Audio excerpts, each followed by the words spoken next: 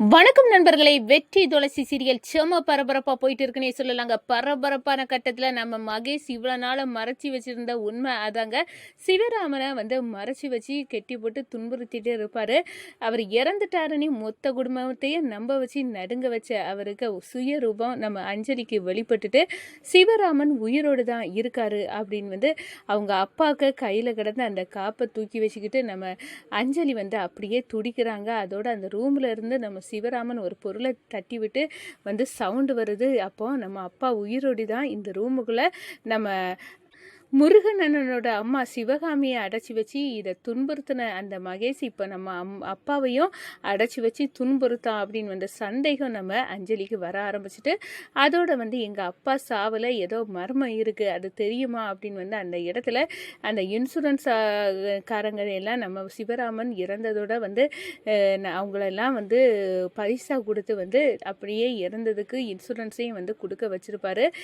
எல்லாத்தையும் இந்த மகேஷ் அவரோட பண பலத்தை அவர் இறந்துட்டாரு அப்படின்னு நம்ப வைக்கிறதுக்காக உயிரோடு இருக்கவர் இறந்துட்டாருன்னு கொண்டு வந்திருப்பாரு.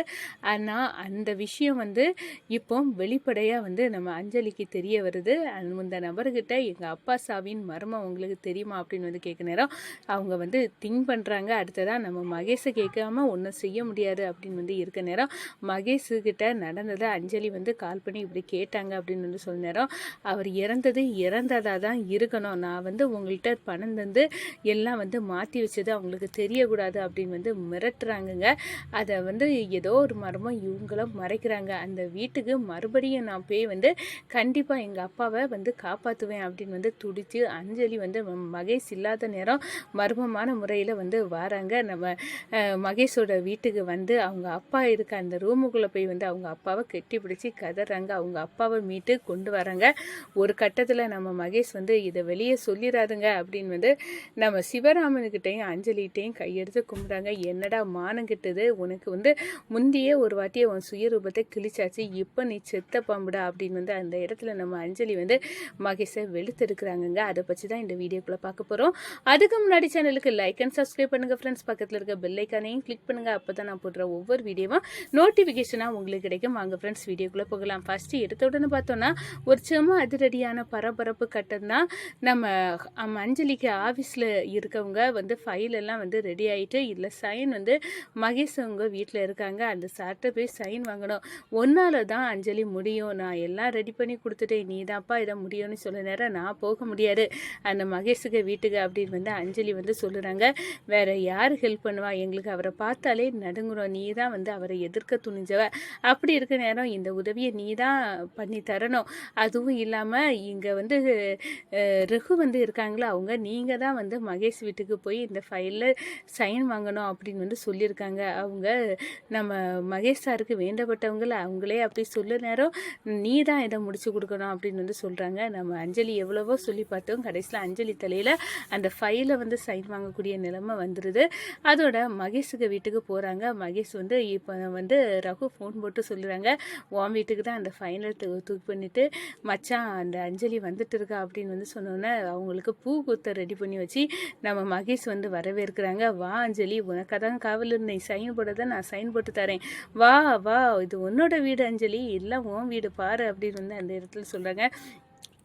நான் இங்கே எதுக்கு வந்தேன்னா அந்த சைனுக்காக தான் வந்தேன், இந்த வீட்டில் கொஞ்சம் குழாவிட்டு இருக்க வரலை அப்படின்னு அந்த இடத்துல போய் முறிச்சு விட்றாங்க. அதோட நம்ம மகேஷ் நான் உனக்காக டீ போட்டுட்டு வரேன் அப்படின்னு போகிறாங்க. அப்போ தான் நீ டீ குடித்தா தான் நான் சைன் பண்ணுவேன் அப்படின்னு அந்த இடத்துல போக நேரம் இந்த சைடு ஒரு ரூமில் நம்ம சிவராமனுக்கு டீ போட்டிருந்தாங்க.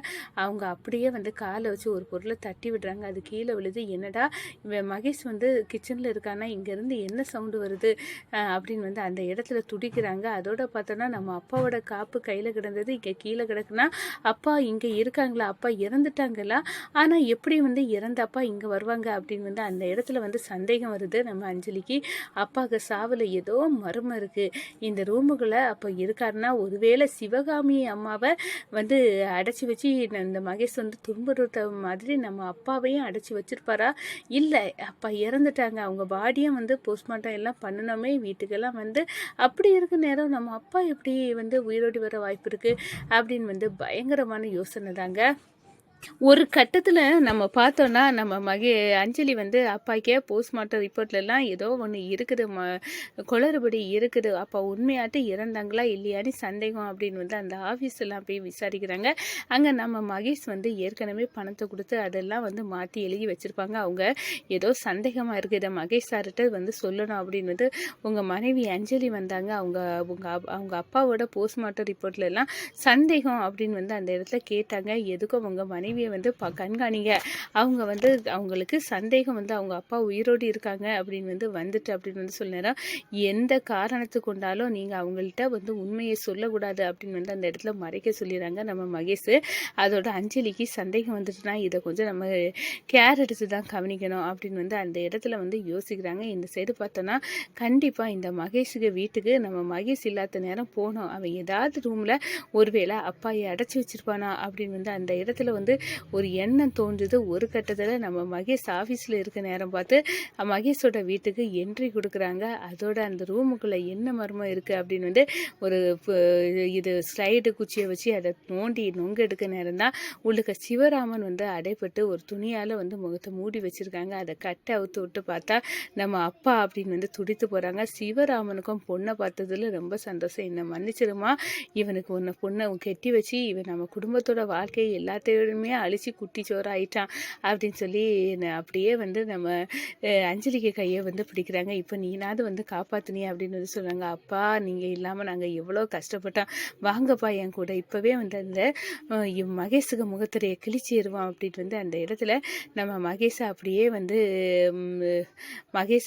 முகத்திரையை கிழிக்க நம்ம சிவராமனை கையை பிடிச்சி அப்படியே வந்து கூட்டிகிட்டு போகிறாங்க. வீட்டுக்கு வந்து பார்க்குறாங்க நம்ம லட்சுமி. அவங்களுக்கு செம்ம அதிர்ச்சி, என்னங்க நீங்களா, அப்போ இவ்வளோ நாள் உங்கள் அஞ்சலி உங்கள் அப்பா எங்கே இருந்தாங்க, வேறு எங்கே இருந்தாங்க, இந்த சிவகாமி அம்மாவை அடைச்சி துன்புறுத்தினாமல இந்த மகேஷ், அதே மாதிரி அப்பாயும் இறந்துட்டாங்க அப்படின்னு வந்து எல்லா ரிப்போர்ட்டையும் மாற்ற வச்சு அவரை வந்து இவரை அடைச்சி வச்சு துன்புறுத்தியிருக்கான் அவருக்கு வீட்டிலே. நான் வந்து சைன் வாங்க ஆஃபீஸ் விஷயமா அங்கே போக நேரம் தான் அப்பாவோட இருக்காங்க அப்படின்னு வந்து சந்தேகம் வந்து அவன் ஆஃபீஸில் இருக்க நேரம் பார்த்து இங்கே வந்து பார்த்ததில் அப்பாயை மீட்டுட்டேன் அப்படின்னு வந்து சொல்கிறாங்க. இதெல்லாம் வந்து சிவராமனை காணலை அப்படின்னு வந்து கொஞ்ச நேரத்தில் துடிச்சு நம்ம ஒருவேளை அஞ்சலி தான் இங்கே வந்து அவனை காப்பாற்றி கொண்டு பிறப்பாளா அப்படின்னு வந்து அந்த இடத்துல வந்து கண்டுபிடிச்சி என்னை மன்னிச்சிருங்க, நான் வந்து அவரை கொல்லலை அப்படின்னு எல்லாம் சொல்கிறா. ஒரு கட்டத்தில் என்னடா நாங்கள் பாவம் செய்துட்டோம், எதுக்காகவே நீ எங்கள் குடும்பத்தை சுற்றி சுற்றி பாம்பாட்டு வந்து சுற்றுற அப்படின்னு வந்து அந்த இடத்துல வந்து அஞ்சலி அப்படியே வந்து